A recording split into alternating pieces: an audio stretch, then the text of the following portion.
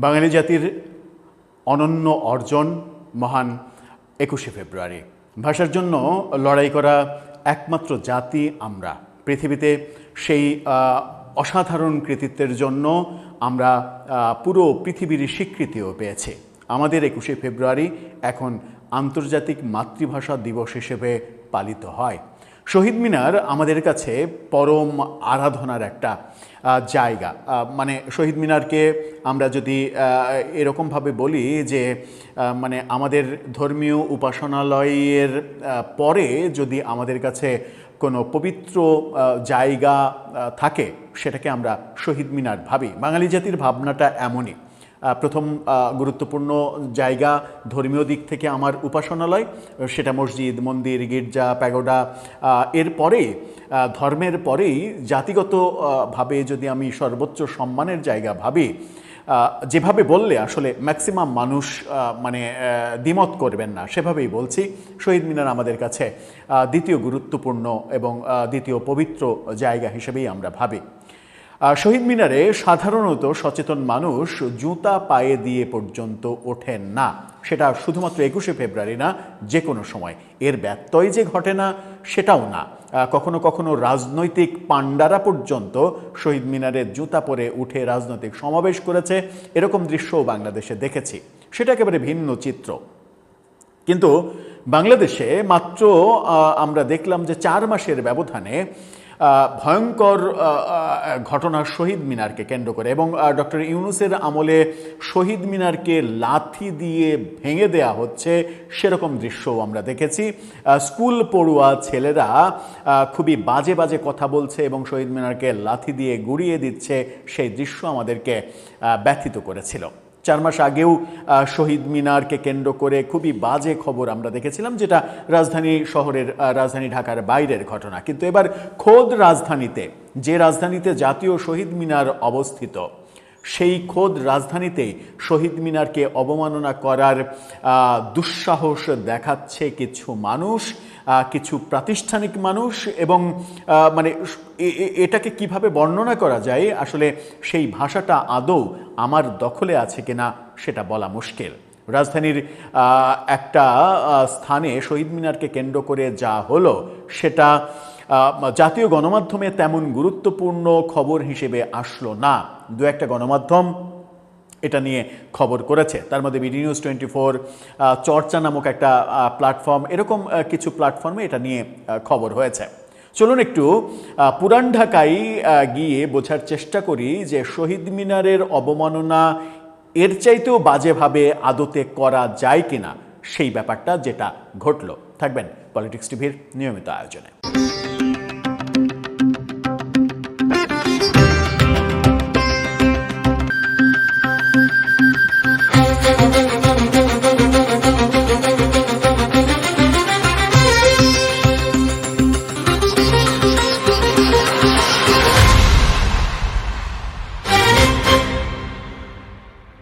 দর্শক, বলছিলাম শহীদ মিনারের চরম অবমাননা।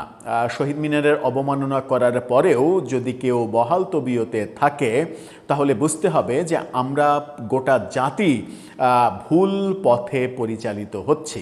সম্প্রতি রাজধানী ঢাকাতে যে খবরটা, সেই খবরটা নিয়ে গণমাধ্যমের কোনো সোচ্চার অবস্থান নেই বলে অনেক পরে ব্যাপারটা সামাজিক যোগাযোগ মাধ্যমের কল্যাণে যখন মানে অনেক বেশি আলোচিত হচ্ছে, ঠিক তখন আমাদের চোখেও পড়েছে। ঘটনাটা কি?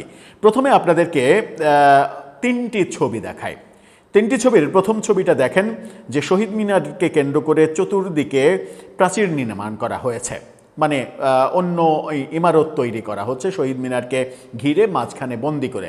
শহীদ মিনার যেহেতু ভেঙে ফেলা যাবে না, সেই কারণে তাকে অকেজো করে দিয়ে একটা ফ্রেম বন্দি করে তার চতুর্পাশের জমিগুলোকে ব্যবহার করে নানা ধরনের কর্মকাণ্ড হচ্ছে। দ্বিতীয় ছবিতে একটু ওয়াইড ফ্রেমে, মানে সর্বোচ্চ ওয়াইড ফ্রেমে, এবং তৃতীয় ছবিতে এতটা ওয়াইড ফ্রেমে এবং টপ ফ্রেমে দেখা যাচ্ছে যে শহীদ মিনারকে কিভাবে মানে রুদ্ধ করে দেওয়া হয়েছে, সেই দৃশ্যটা পরিষ্কার দেখা যাচ্ছে। ঘটনাটা কোথায়? পুরান ঢাকার সুরিটোলা মডেল সরকারি প্রাথমিক বিদ্যালয়ে শহীদ মিনারের এক পাশে নির্মাণ করা হচ্ছে অস্থায়ী ভবন, আর এক পাশে টয়লেট। অর্থাৎ শহীদ মিনারের জায়গা এখন টয়লেট হবে। সেখানে মানে টয়লেটে কী করে সেটা তো আমরা সবাই জানি। যাই হোক, সেটা আর আগালাম না সেই কথায়। কার্যত ঢাকা পড়ে গেছে ভাষা শহীদদের স্মৃতির শহীদ মিনার। আবদুল্লাহ আল মমিনের তোলা এই ছবিগুলো আপনাদেরকে দেখালাম। এবার একটা ভিডিও চিত্রতে যাই, সেই ভিডিও চিত্রটা একটু দেখে নিন। একটি গণমাধ্যমের কল্যাণে এই ভিডিও চিত্র, যে ভিডিও চিত্রতে পরিষ্কার ব্যাপারটা দেখা যাচ্ছে যে শহীদ মিনারকে কিভাবে অবরুদ্ধ করে রাখা হয়েছে। এক পাশে ঘর তোলা হচ্ছে, ইমারত তোলা হচ্ছে, আর এক পাশে একেবারে শহীদ মিনারের দেয়াল মানে মূল যে স্তম্ভ, সেই স্তম্ভের শেষ বেদি ঘেঁষে টয়লেট তৈরি করা হচ্ছে। তার মানে শহীদ মিনারের যে জায়গা, সেই জায়গা এখন আমার মলমূত্র ত্যাগ করার জায়গা। রাজধানীর পুরান ঢাকার ঐতিহাসিক সুরিটলা মডেল সরকারি প্রাথমিক বিদ্যালয়ে এই ঘটনা ঘটেছে।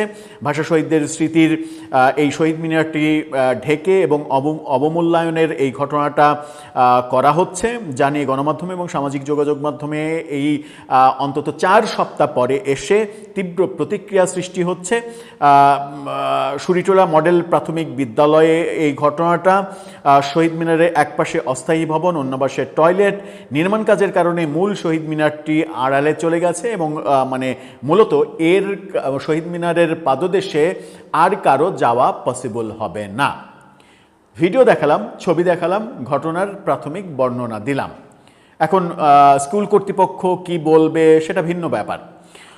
আমরা তার বক্তব্য তো শুনতেই চাই যে তারা কি বলছেন। এই স্কুলের প্রধান শিক্ষক তিনি কি বলছেন, এই প্রধান শিক্ষকের পরিচয়টা খুব জানা দরকার। তিনি কোন আদর্শে দীক্ষিত একজন মানুষ, কিংবা তিনি পলিটিক্যালি কোন দলের সঙ্গে যুক্ত, কিংবা তিনি কোনো উগ্রবাদী মতাদর্শের মানুষ কিনা, যিনি মনে করেন যে শহীদ মিনার থাকা এবং শহীদ মিনারে অ্যাক্টিভিটিস করা পাপ। এদেশে তো অনেকেই সেটা মনে করে এবং অনেকে সেটা ফলাও করে প্রচার করে। শহীদ মিনারে ফুল দিয়া পাপ, বেদাত, এই প্রচারণাটা আমরা বহুদিন থেকে শুনে আসছি। এই প্রচারণাটা যারা করে আসছিলেন তারা ক্ষমতার খুব কাছাকাছি গিয়ে লাস্ট 21শে ফেব্রুয়ারিতে শহীদ মিনারে গিয়ে ফুল দিয়েছেন, এরকম দৃশ্যও দেখেছি। তার মানে রাজনীতির স্বার্থে অনেক কিছু জলাঞ্জলি একদিকে দেওয়ার দৃশ্য আমরা দেখি, অন্যদিকে ধর্মের নাম করে শহীদ মিনারের নানা ধরনের অবমাননাও আমরা করতে দেখি। এটা অ্যাকচুয়ালি কোন কারণে ঘটল, এরকম অধ্যত্ত ওই স্কুল কর্তৃপক্ষ কিভাবে দেখালেন, একটু জানা খুব দরকার। এই ব্যাপারে সংশ্লিষ্ট মন্ত্রণালয়, শিক্ষা মন্ত্রণালয় সহ যে মন্ত্রণালয়ের এই ব্যাপারটা দেখা উচিত, সংস্কৃতি মন্ত্রণালয় সহ সব কর্তৃপক্ষের, তারা কি দেখবেন? তারা কি জানতে চেষ্টা করবেন যে এই ঘটনা কোন সাহসে স্কুল কর্তৃপক্ষ ঘটালো? দর্শক, আপনার মন্তব্য জানিয়ে লিখতে পারেন আমাদের কমেন্ট বক্সে।